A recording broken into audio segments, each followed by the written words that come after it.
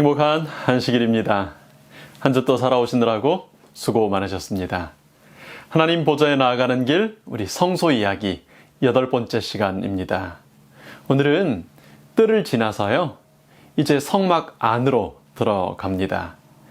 휘장을 열고 성막에, 성소에 들어가면 여러분 무엇이 보입니까? 등잔대가 있고요, 떡상이 있습니다. 그리고 저 안쪽에 두 번째 휘장, 지성소 앞 휘장 앞에 가면 이제 분향단이 있습니다.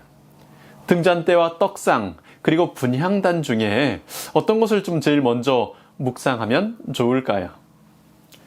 우리에게 자신을 드러내시고 보여주기를 좋아하시는 하나님께서 하나님의 구원의 계획을 공간적으로 그리고 시간적으로 아주 다양한 방법으로 우리에게 설명해 주시고 보여주십니다.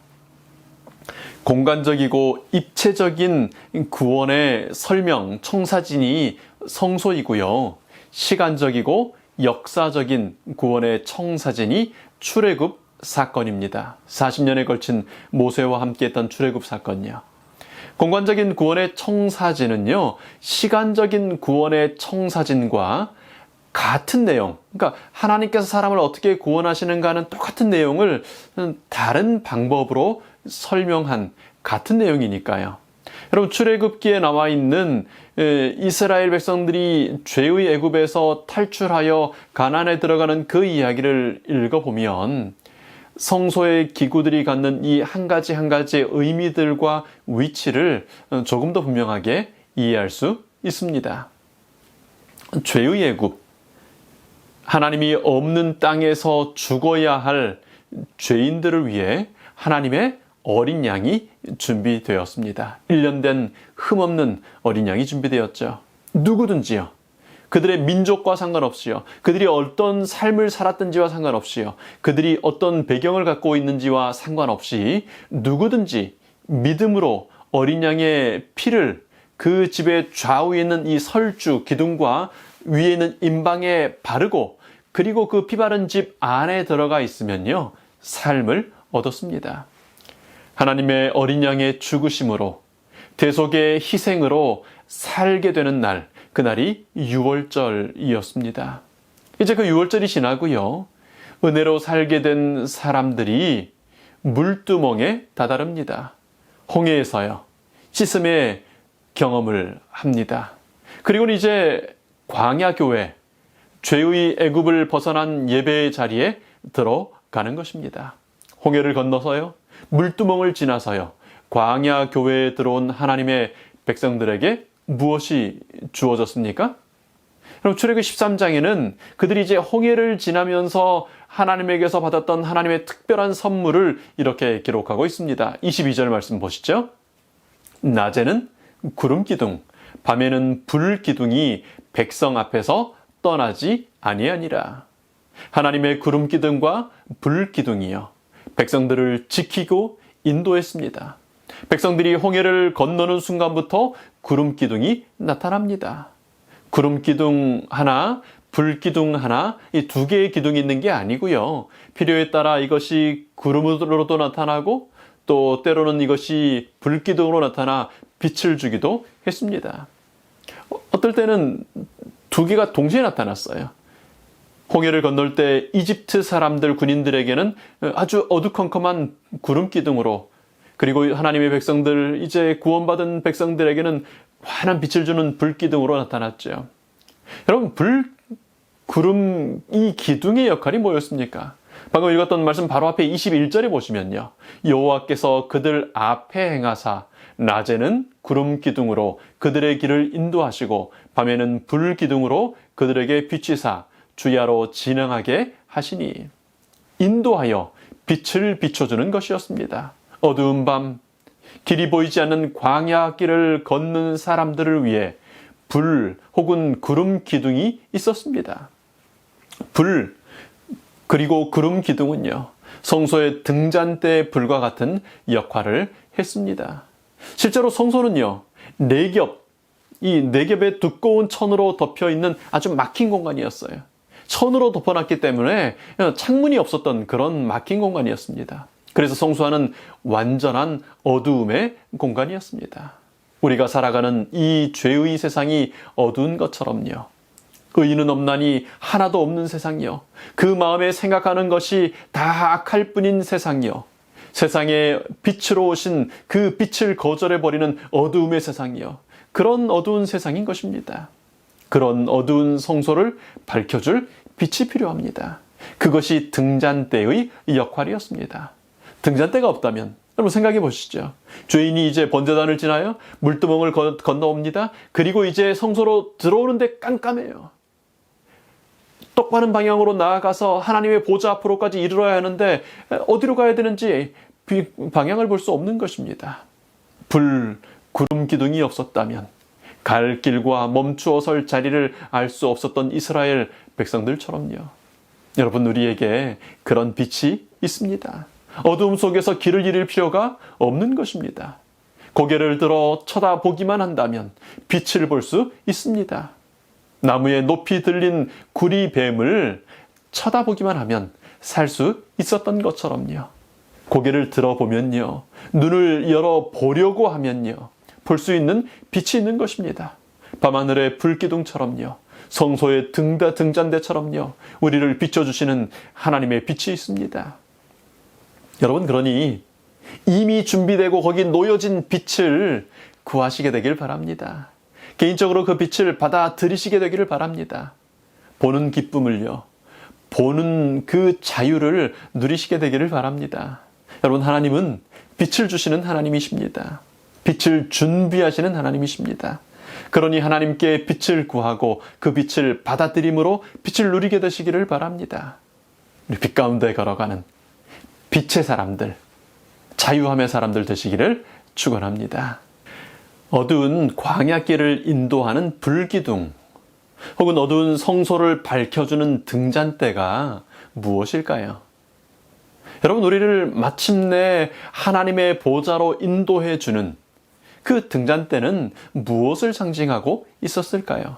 하나님은 왜 성소에 등잔대를 두시고 우리로 하여금 그것으로 교훈을 삼도록 하실까요? 여러분, 등잔대의 이 불은요, 예수님을 상징합니다. 예수님께서 이렇게 말씀하십니다. 요한복음 12장 46절에요. 나는 빛으로 세상에 왔나니 무릇 나를 믿는 자로 어두움에 거하지 않게 하려 함이로라. 예수님은 이 세상에 빛으로 오셨습니다. 예수님을 믿는 사람요, 빛으로 나오는 사람들이 어두움에 거하지 않게 하려고 빛으로 오셨습니다. 여러분, 어두움에 거할 필요가 없는 것입니다. 어둠이 얼마나 짙은지, 얼마나 깜깜한지 이런 것들은 아무런 문제가 되지 않습니다. 여러분, 방에 들어왔더니 깜깜해요. 아주 칠흑 같은 어둠일 수도 있고요, 이제 해가 뉘엿뉘엿 져가는 그런 어스름할 수도 있습니다. 상관없어요. 스위치를 올리기만 하면 어떡합니까? 빛이 환하게 켜지고 빛이 들어오면 우리는 어두움을 잊어버리게 되지 않습니까? 예수님께 나아가는 사람, 매일 예수님을 부르는 사람은요, 빛 가운데 거하게 되는 것입니다. 여러분, 우리의 의지와 우리의 소원과 상관없이 이 마지막 시대에 어두움이 임하고 있습니다. 여러분, 어두움 자체를 부정할 수 없습니다. 그러나 우리에게는 등잔대 예수님요, 빛으로 임하시는 예수님, 세상에 빛을 주시기 위하여 빛으로 이 땅에 오셨던 예수님이 계시지 않습니까? 2000년 전 이 땅에 오셨던 예수님, 그리고 오늘도 우리 마음 가운데, 이 안식일도 우리의 심령 가운데 거하시러 오시는 예수님을 우리는 우리의 주님으로, 우리의 친구로, 우리의 맏형님으로 모시고 있는 것입니다. 그런데 또 예수님께서 이렇게 또 말씀하셨습니다. 요한복음 9장 15절에요. 내가 세상에 있는 동안에는 세상의 빛이로라. 예수님께서 세상의 빛이신데 어떤 상황 하에서 그러겠다고 여기 지금 말씀하십니까? 내가 세상에 있는 동안에는. 아니, 그러면 예수님은 승천하시고 하늘로 올라가시고 난 이후에, 그러니까 지금 우리 시대는 어떻게 되는 겁니까? AD 700년, 1000년, 1500년에는 어떻게 됐던 겁니까? 그래서 빛이신 예수님과 더불어 우리의 인생길, 하늘 가는 길, 성소의 길을 비춰주는 또 다른 빛이 여기 이렇게 등장하고 있습니다. 로마서는 하나님 보좌로 나아가는 우리의 발걸음을 그렇게 인도해주는 빛에 대하여 이렇게 설명합니다. 로마서 8장 14절이죠. 무릇 하나님의 영으로 인도함을 받는 그들은 곧 하나님의 아들이라. 누구에게 인도함을 받는 사람들이 하나님의 자녀라고 했습니까? 하나님의 영으로 인도함 받는 사람들요. 요한복음 16장 13절에서 예수님께서는 이 사실을 다시 한번 이렇게 명확하게 설명하십니다. 진리의 성령께서 오시면 그가 너희를 모든 진리 가운데로 인도하시리니. 예수님께서는 당신 자신을 길이라고, 진리라고, 생명이 되신다고 선언하셨지 않습니까? 나를 본 자는 아버지를 본 것이라고 선언하셨어요. 그렇게 말씀하시고 나서 이제 이 요한복음 16장의 전반부에 그런 말씀들을 하시고 나서 이제 내가 하늘로 돌아갈 것이라고 예언하시면서 주신 말씀이 이 말씀입니다. 여러분, 어떤 약속을 주셨습니까?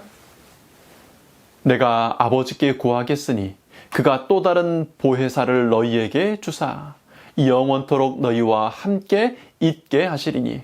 나는 떠나가지만 영원토록 너희와 함께 하시면서 도우실 또 다른 보혜사, 또 다른 돕는 분이 오실 것이라고 이야기합니다. 여러분, 예수님은 우리의 빛이시지 않습니까? 그리고 예수님처럼 또 다른 우리를 돕는 분 성령님께서 우리의 빛이 되시는 것입니다. 여러분, 등잔대는 기름이 있어야 빛을 냅니다. 성경에서 기름은 성령님을 상징하죠. 여러분, 십자가가 우리 각자의 마음에 와서 빛을 낼 수 있는 것은요, 우리 예수님의 십자가의 구원이 이 시대에 빛을 낼 수 있는 것은요, 기름 성령 하나님께서 임하실 때입니다. 기름이 있지 않으면 등잔대가 빛을 낼 수 없습니다. 우리는 또 다른 보혜사, 인도하시는 성령님의 빛 가운데 살아가는 것입니다.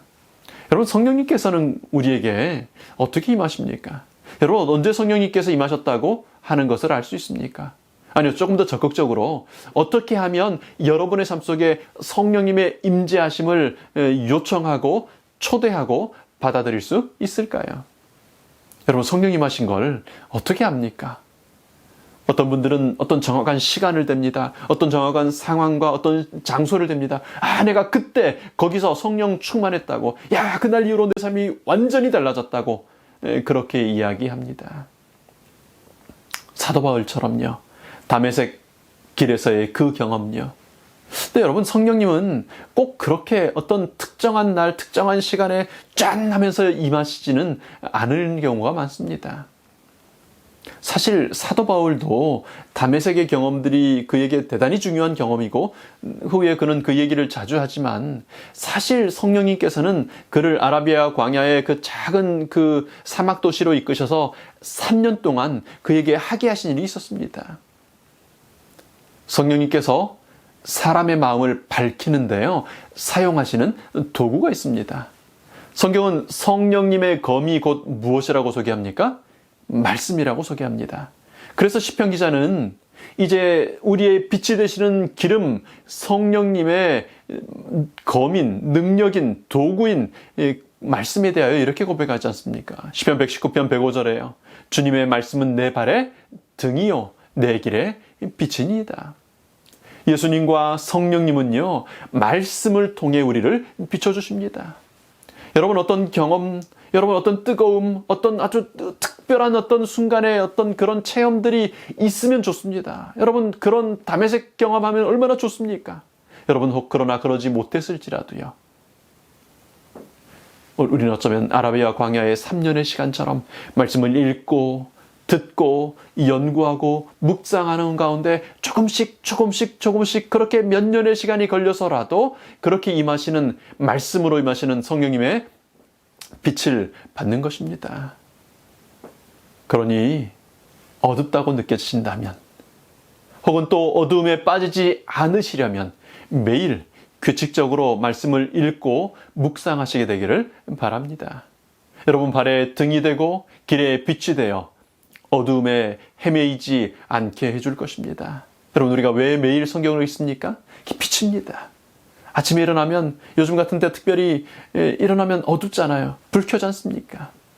우리가 일어날 때, 우리가 한날의 삶을 살아갈 때, 그리고 하루의 삶을 마무리할 때요. 하나님의 말씀의 빛으로 우리의 인생길이 하나님의 보좌를 향하여 나아가는 이 천국 가는 길이 밝게 되기를 바랍니다. 여러분, 그런가 하면 예수님께서는 우리들요, 하나님의 자녀들이 빛이라고 말씀하십니다. 예수님 자신의 존재인데, 빛은 예수님 자신이시잖아요. 근데 그분의 존재를 우리에게, 사람들에게, 당신의 자녀들에게 위탁하신 거예요. 사실 이게 처음 있는 일이 아니죠. 하나님께서 사람을 창조하실 때 어떻게 하셨습니까? 하나님의 형상대로, 하나님의 모양대로 사람을 창조하셨습니다. 하나님은 당신 자신의 형상을 다 주셨어요. 하나님 당신 자신의 모양을 다 아낌없이 주셨습니다. 만약에 우리가 하나님이라면, 이 죄인인 우리가 하나님이라면 뭔가 좀 다르게 해놨을 거예요. 감히 너가 똑같을 수가 있어? 야, 너는 피조물 주제에, 그리고 앞으로 죄 지을 주제에 그럴 수 있어? 아니야, 이거는 안 줄 거야. 이럴 것 같은데 하나님은 다 주셨어요. 예수님은 우리를 이렇게 인정해 주시죠. 마태복음 5장 14절에요. 너희는 세상의 빛이라. 너희는 세상에 뭐라고요? 빛이라고요. 산 위에 있는 동네가 숨기우지 못할 것이요. 여러분은 이 세상의 빛입니다. 거울을 좀 보세요. 그런 것 같습니까? 나를 좀 곰곰이 생각해 보시죠. 내가 진짜 빛인 것 같습니까? 근데 예수님 그렇게 얘기하세요. 너희는 세상의 빛이라. 여러분, 그 말씀을 이제 막 들었을 때, 마태복음 5장은 이제 예수님의 취임식 설교잖아요. 산상본 이 말씀은 여러분, 앞으로 서로 누가 높으냐고 지겹도록 다툴 이 제자들, 떡 주면 왔다가 내가 생명의 떡이라고 했더니 다 도망가 버리는 그 무리들, 그리고 마침내는 배반하고 다 떠나고 도망할 그 제자들, 그 사람들을 향해 하는 말씀이에요. 너희는 세상의 빛이라. 도망갈 사람들인데요. 떡이나 얻어먹을 생각하지 생명의 말씀에는 관심도 없는 사람들인데요.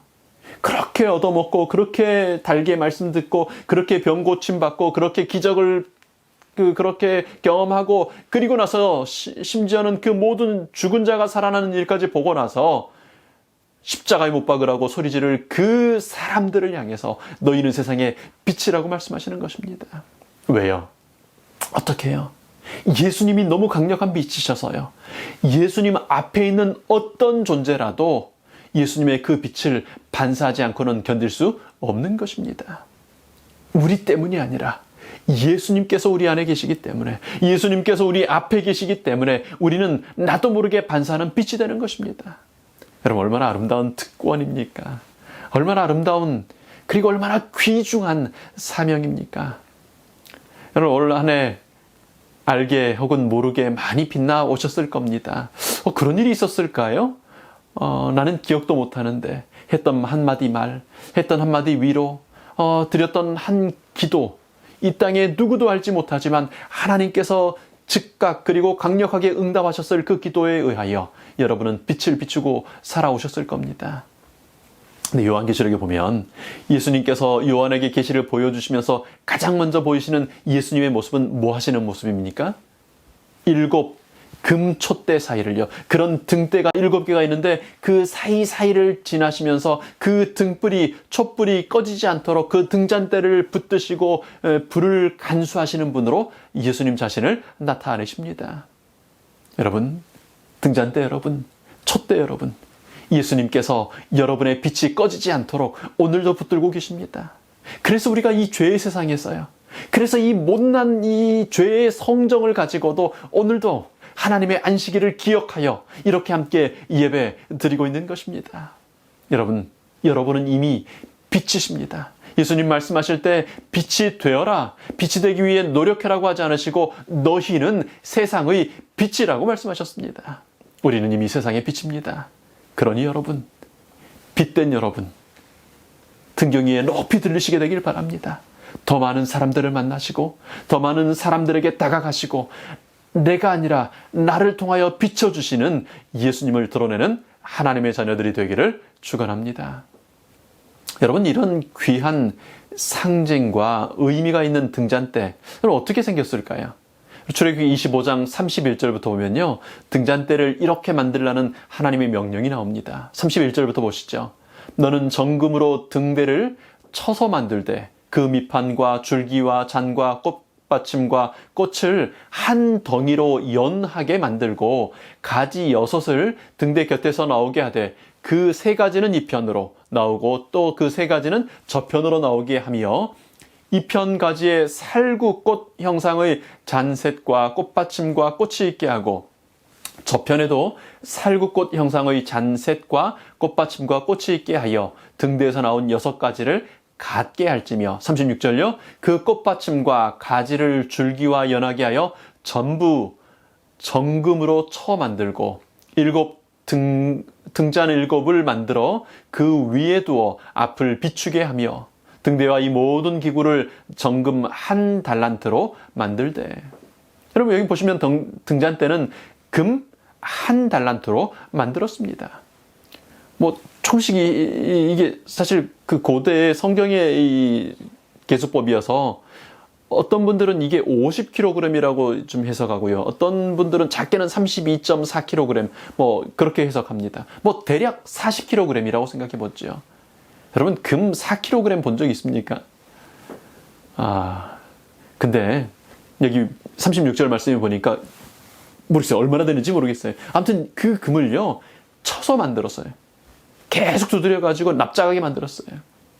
일반적으로는 금이든 쇠로 만든 거든 이렇게 뜨거운 불에 녹여가지고 거푸집에다가 부어서 그렇게 만들지 않습니까? 그래야 아주 깔끔하게 예쁘게 만들 수 있잖아요. 근데 이 금 50kg 한 덩어리를 이렇게 덩어리를 계속 칩니다. 여러분 어떻게 치면 이 등잔대를 만드는지 저는 좀 상상이 되지 않습니다. 그냥 모양을 그렇게 만드는 것도 힘들 텐데 실질적으로 그 안이 다 비게 만들어야 됐어요. 그러니까 납작하게 어떻게 만들어서 말고 또 붙이고 이걸 어떻게 그렇게 했던 것 같아요.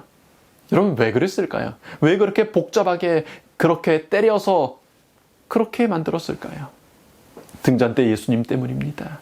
그것이 등잔대의 예수님을 우리에게 보여줘야 하기 때문입니다. 예수님은 우리 죄를 위하여 그렇게 맞고 고난당하셨습니다. 십자가에 심지어는 못으로 그 손과 발을 찔리셨습니다.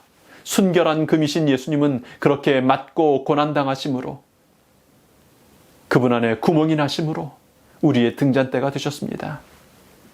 한 덩어리 금은요, 가운데 줄기를 기준으로 좌에 3가지, 우에 3가지, 좌우에 3가지씩 6가지가 있었어요. 그러니까 줄기 하나, 셋해서 총 7개의 등잔대가 놓여 있었습니다. 여러분 등잔대 7은 7은 완전수이죠. 삼위일체 하나님이 완전이고요. 동서남북 4방향이 완전입니다. 그래서 3과 4를 더한 수 7이 완전이고 3과 4를 곱한 수 12가 완전입니다. 성경에 이 완전수들이 4가지가 그렇게 소개가 되는데 12지파, 12사도 뭐 그렇지 않습니까? 근데 이 7은 완전수예요. 예수님의 비춰주심은요, 성령님의 밝혀주심은 완전한 것입니다. 부족함이 없어요. 어디 저기 구석진 자리가 있어서 저쪽 구석은 좀 어둡고 저쪽 구석은 좀 그늘지고 그런 것이 없어요. 예수님의 비춰주심은요, 오늘도 성령 하나님의 우리를 밝혀주심은 빛은 빈 곳이 없는 것입니다. 또한 등잔대 받침, 등잔 자체 꽃 모양으로 만들었습니다. 무슨 꽃이었습니까? 살구꽃이었죠. 여러분 왜 살구꽃일까요? 왜 굳이 그것 자체가 살구여야 되는지는 제가 더 깊이 잘 모르겠습니다만은 우리는 성소에서 살구꽃을 발견하게 됩니다.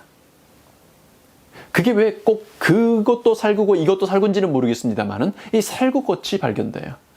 아론의 쌍난 지팡이예요. 입이 잘렸고요. 오랫동안 사막길, 그 광야길을 그렇게 짚고 다니느라고 닳고 갈라졌을, 그러나 그럴 만큼 단단한 그 살구나무, 그 마른 지팡이예요. 거기에 싹이 났잖아요. 무슨 싹이 나요? 살구꽃 싹이 났어요. 마른 뼈의 골짜기에 뼈들처럼 바짝 말라버린 그 나무 지팡이에 거기에서 생명의 꽃이 피었습니다. 여러분 살구꽃은 우리를 위하여 온전히 희생당하시고 죽으셨으나 부활하신 예수님을 상징하는 것입니다.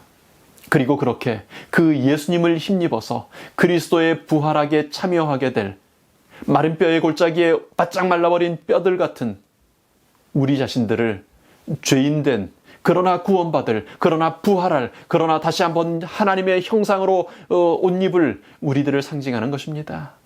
우리를 위한 희생이 완전하였고 우리의 구원도 그렇게 완전할 것입니다. 등잔 때에 사용한 기름은 또 어떤 것이었습니까? 그리고 출애굽기 27장 20절 21절에 이렇게 그 기름에 대하여 이렇게 얘기합니다. 너는 또 이스라엘 자손에게 명하여 감람으로 찌어낸 순결한 기름을 등불을 위하여 내게로 가져오게 하고 끊이지 말고 등불을 켜되 아론과 그 아들들로 회막 안 증거계 앞 휘장 밖에서 저녁부터 아침까지 항상 여호와 앞에 그 등불을 간검하게 하라. 이는 이스라엘 자손의 대대로 영원한 규례니라. 감람류, 요즘 말로 우리말로는 올리브, 찧어서 으깨고 짜서 순결한 기름을 만들 수 있었습니다. 여러분, 잘 아시는 것처럼 기름은 성령님을 상징하지 않습니까? 성령님이 찧어진다, 부서진다. 예수님이 찢기고 상하신 건 이해가 되는데 성령님이 찧어지신다. 여러분, 뉴스 보는 거 좋아하십니까? 어떨 때 뉴스 보고 있으면요, 아니요, 자주 뉴스를 보고 있으면 마음이 아파요. 그래서 저는 뉴스 보는 걸 되게 싫어합니다. 정치적인 면을 봐도 그렇고요, 사회면을 보면 더 그렇고요, 참 가슴 아픈 이야기들, 아주 그 증오, 때로는 죽음, 고통의 이야기들이 너무 많아요. 근데 죄의 세상에서 보혜사가 되셔서 지구 구석구석에 일어나는 그 많은 일들, 그리고 심지어는 우리 마음속에 있는 그 죄의 메아리들을 다 들으셔야 되는 성령님은 얼마나 아프실까요? 우리 뉴스만 보고 있어도 마음이 무거워지고 답답한데 그 구석구석에서 일어나는 그 많은 일들 하나하나를 다, 그 악한 생각들 한 가지 한 가지를 다 읽고 듣고 계시는 성령님의 마음은 어떠실까요? 감람이, 올리브가요, 찧어지고 깨지고 그렇게 압착이 되어야 기름이 나오는 겁니다. 오늘 우리의 죄를 그렇게 감당하시는 성령님의 희생으로 우리는 밝은 빛 가운데 사는 것입니다. 여러분, 이 저녁에는 나를 위하여 그렇게 나의 죄됨, 우리의 죄됨을 감당하시고 찢어지시고 으깨지시고 상하시는 성령 하나님의 역사에 대하여 감사하시고 또 특별히 하나님 사랑한다고 고백하는 저녁이 되면 좋겠습니다. 여러분, 그리고 이 말씀에 보면 이 등잔대의 불은 절대 꺼지지 않았습니다. 제사장들의 정말 중요한 임무가 있었는데 불을 꺼뜨리지 않은 것이었습니다. 여러분, 성소의 등잔대 불은 절대 꺼지지 않습니다. 어둠 속에 있으실 때가 있습니까? 답답한 어두움 속을 걸으실 때가 있으십니까? 등잔대의 불은 결코 꺼지지 않는다는 사실을 기억하시기 바랍니다. 때로 우리는 내가 빛을 내야 된다고 착각할 때가 있어요. 아니, 우린 자주 그렇게 유혹받습니다. 내 눈이 밝아 내가 하나님처럼 될 거라고 속삭이던 그 사단의 속삭임이 지금도 우리에게 있어서요. 어두우면 내가 빛을 밝혀야 될 것 같아요. 어두우면 내가 뭘 잘못해서 그렇게 빛이 없나 생각해요. 기름도 등잔대도 어떤 것도 사람의 노력이 아닌 것을 여러분 기억하시길 바랍니다. 특별히 그 기름이 있으면 심지가 필요하잖아요. 랍비들의 전승에 의하면 그 심지는 제사장들이 입어서 달아진 그 옷들을, 그 세마포를 찢어서 심지로 사용했다고 합니다.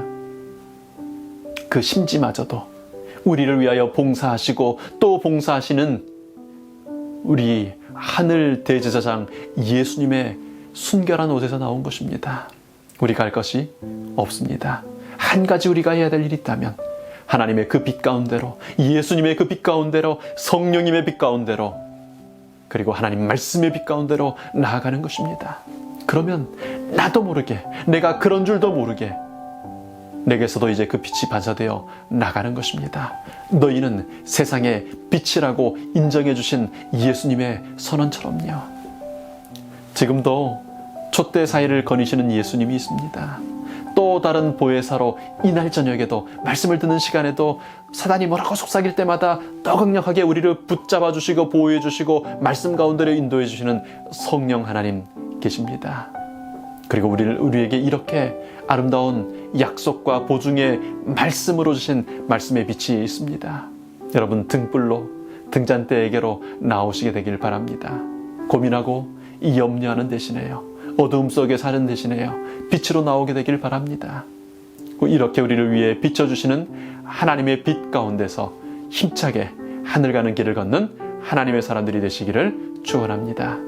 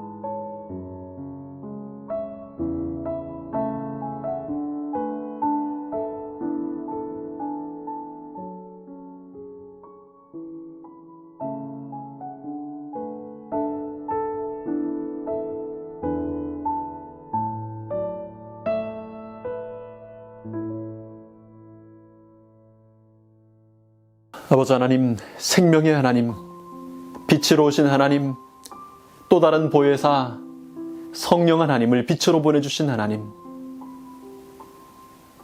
봉사의 한 오락이라도 버리지 않으시고 그렇게 달고 달아 봉사의 시간들로, 섬김의 시간들로 달아진 그 한 오락이 옷쪽자죠.